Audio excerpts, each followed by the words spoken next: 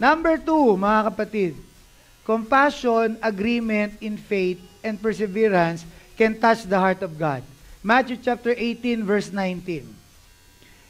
If two of you shall agree on earth as touching anything that they shall ask, it shall be done for them by my Father in heaven. Nakita niyo po yung compassion ng 4 na kaibigan? Hindi kaya nung kaibigan nilang paralitiko na pumunta kay Lord. Pero because of their love and compassion, halika, mga tol, mga pre, mga kaibigan, no? Halika, dali natin tong kaibigan natin sa Panginoon. Buhatin natin siya, tulungan natin. That's because of love and compassion. You know, the people who have compassion, yung nahahabag sa mga tao na kailangan nilang Panginoon, kinahabagan din ng Diyos. And then agreement in faith is so important. Hindi sila nagtatalo-talo. Lahat sila nag-a-agree. Nag-a-agree tayong lahat. Na pag dinala natin tong kaibigan natin kay Lord, gagaling to. That's the power of prayer of agreement. Kaya napakahalaga ng pagkakaisa. Kahit sa pamilya lang, sa mag-asawa, huwag kayong mag-aaway na mag-asawa. Kasi pag kayo mag-asawa, mag-aaway kayo, walang agreement, walang answer. Amen po ba? Kasi sabi ng Panginoon, kung may nagkakaisa, gagawin ko yung kanilang hinihiling. Amen? The devil is the author of division. God is the author of unity. Kaya, let's not waste time dividing ourselves. Let's not waste time quarreling with each other. Kaya sabi ko nga dun sa Bacolod, we were there for 4 days. Kauwi lang namin kahapon na naman, kaya ganito yung boses ng iyong lingkod, mga kapatid. Nagkapuspusan. Nagkapunuan. No? sabi, minsan sama kayo dun. Wala tayong ibang gagawin kundi sumamba at gumawa ng himala ang Panginoon. It's a night of worship, of freedom. It's a night of worship, it's a night of freedom. No? Sabi ng Lord, isa sa mga naalala ko, sabi ni Lord sa akin, palitan mo yung sunglasses mo. S-O-N glasses. S-O-N glasses.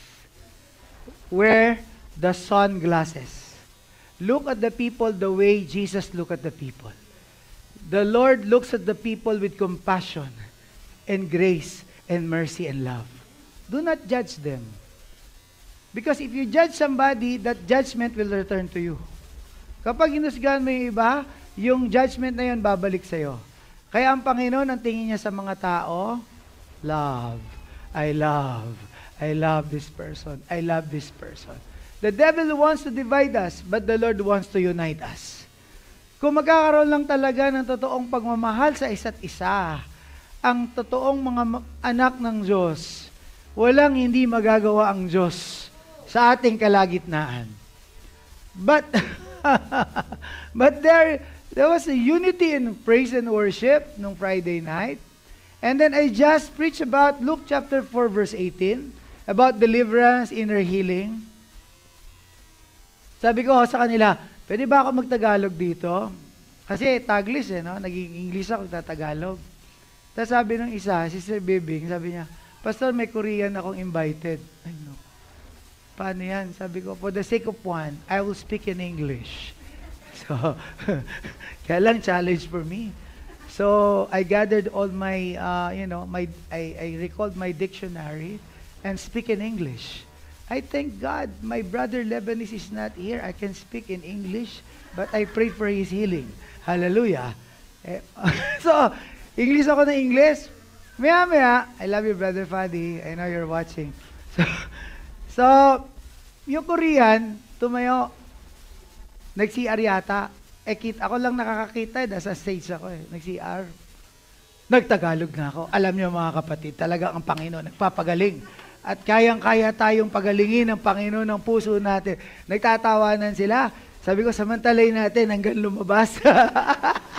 Maya, after several minutes, bumalik yung Korean.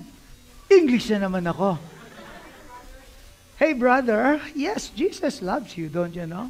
Sabi ko nga, Jesus loves all the people of the... Wala na akong maisip Whether yellow, black, and white, they are precious in His sight. Jesus loves all the people of the world. Amen? Tawa ko na tawa. Naubusan ako bigla. Pero the Lord guided me. You know, to cut this long story short of the testimony, nung nag-worship na kami, sabi ni Lord kasi tama na yan, stop talking, start worshiping. Alright, nag-worship na kami, the presence of God, sweep all over the place. And then, pinag-pray ko yung isang nanay, Naslane, di ba? Tapos, si sister, nanay ni MJ, Naslane, galing pang Cadiz yun. So, may galing Cadiz, may galing sa kung saan-saan. Pero alam nila, sa Bacolod ang may galing Silay. Pero alam nila, sa Bacolod ang meeting puntahan. Amen po ba? So, nangyari, nakita nung Korean, pinagpe-pray ko yung isang nanay, Naslane, na filled ng Holy Spirit. Nung pupunta na ako sa stage, sabi niya, siya rin daw. So, sige, come here. So, sign language na lang Okay. So, the Holy Spirit moved so mightily and touched her. Nanginginig siyang ganyan, nakapikit siya, and then speaking in tongues, being filled by the Holy Spirit. Then, tapos ko na siyang ipag-pray, hindi na siya yung pinagpe-pray ko, dire-diretso pa rin siya. Filled with the Spirit of God.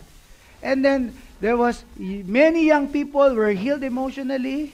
The power of God fell on them, were slain, and the old women's, basta lahat. Alam niyo yung testimony, after the service, Pastor, alam niyo pala yung Korean na yon was a Christian, but backsliding in spirit, and he is suicidal because of super depression. Suicidal, tendency to commit suicide. Sobrang depressed. Pero kanina raw po, while you prayed for her, she felt the presence of the Holy Spirit. And she felt liberty. She felt freedom. Nakalaya po siya. Gumaling po yung kanyang kalooban. At siya po ngayon ay filled na with the Spirit of God. Hallelujah! So somebody was spared because of the power of God. But compassion is so important. Agreement in faith and perseverance. Napaka-importante ng perseverance po. Everybody say perseverance. Kapag hindi nakuha sa una, huwag kang susuko. Pag hindi mo natanggap pangalawa, huwag ka pa rin susuko. Di ba yung mga kaibigan, wala silang madaanan kasi puno ng tao, sumuko ba sila? Sabi ba nila, huwag na tayong tumuloy kasi walang dadaanan sa pinto, hindi tayo makakalapit, di po ba? Umuwi na lang tayo, hindi tayo makakalapit kay Lord. Sumuko ba sila? Hindi, gumawa sila ng paraan. Sabi mo sa katabi mo, huwag kang susuko. Huwag kang susuko. Kailangan may perseverance. Yun yung mga taong dumating buhat-buhat nila yung kanilang kaibigang paralitiko Ang sabi dito, sinikap nilang ipasok ito sa bahay upang ilapit kay Jesus. That is very important. Okay? Sabi dito, hindi sila makapasok sa dami ng tao, kaya umakyat sila sa bubong at binutasan ito. Pagkatapos, ibinaba nila sa harap ni Jesus ang paralitikong nakahiga sa kanyang higaan. Kaya alam nyo, if God is there, huwag ka na magpatumpik-tumpik. Grab the opportunity. Kahit 7 minutes lang. Oo. Kahit airport meeting lang. Kahit isang lehans lang, kahit one sentence or few encouraging word lang, God can move. You know, our time there is so hectic from one appointment to another because everybody wants to have a short meeting, even konti lang. Hanggang sa pag-uwi ng airport, may nagbo-volunteer na sila lang maghatid para lang maipanalangin dahil meron ng mga ginawa ang Panginoon sa buhay nila. Hallelujah! God is awesome!